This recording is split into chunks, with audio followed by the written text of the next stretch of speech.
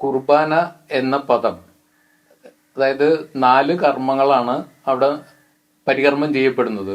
പെസഹായ്ക്ക് മുമ്പുള്ള അവസാന അത്താഴത്തിന് മുമ്പ് അപ്പം എടുത്ത് ഉയർത്തി വാഴ്ത്തി കൃതജ്ഞതാ സ്തോത്രം ചെയ്ത് വിഭജിച്ച് നൽകി എന്നുള്ള ആ 4 കാര്യങ്ങളാണ് നമ്മൾ ഈ കുർബാനയുടെ മുഴുവൻ കാര്യങ്ങളിലും അടങ്ങിയിരിക്കുന്ന.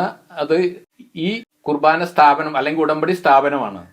ഈ ഉടമ്പടി സ്ഥാപനത്തെ നമ്മൾക്ക് ഇപ്പോ ഈ അങ്ങോട്ട് തിരിയണം, ആൾത്താര അഭിമുഖം നിൽക്കണം, ജനാഭിമുഖം നിൽക്കണം എന്നുള്ള കാര്യങ്ങളിൽ വരുന്ന വ്യത്യാസം കൊണ്ട് വളരെ മോശമായ രീതിയിലേക്കുള്ള പല പദങ്ങളിലും അല്ലെങ്കിൽ ട്രോളുകൾ എന്ന് പുതിയ സംസ്കാരത്തിൽ പറയുന്ന ഇതിലാണെങ്കിൽ പലതരം ട്രോളുകൾക്ക് വിധേയമാകുന്ന രീതിയിലേക്ക്, അവഹേളനമാകുന്ന രീതിയിലേക്കുള്ള പദങ്ങൾ ഉപയോഗിക്കാൻ പലർക്കും അവസരം കൊടുക്കുന്ന രീതിയിൽ ഈ കുർബാന എന്ന പദത്തെ, അതായത് വിശുദ്ധമായി നമ്മൾ ആചരിക്കേണ്ടിയിരുന്ന ഈ ഒരു വിശുദ്ധ പദം അല്ലെങ്കിൽ വിശുദ്ധ കർമ്മം പരികർമ്മം ചെയ്യുന്നതിനെ മോശമായി ചിത്രീകരിക്കുന്ന രീതിയിലേക്ക് അധപ്പതിക്കുന്ന ഒരു കാഴ്ചയാണ് ഇപ്പോൾ കാണുന്നത്.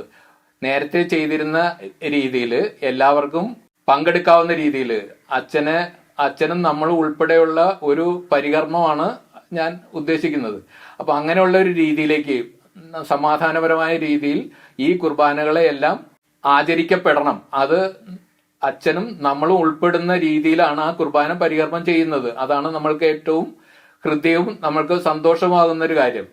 അപ്പൊ എല്ലാവരും സഹകരിച്ച് അത്തരത്തിലുള്ള കുർബാന വീണ്ടും സ്ഥാപിക്കപ്പെടണം എന്ന് തന്നെയാണ് എനിക്ക് അഭിപ്രായപ്പെടാനുള്ളത്.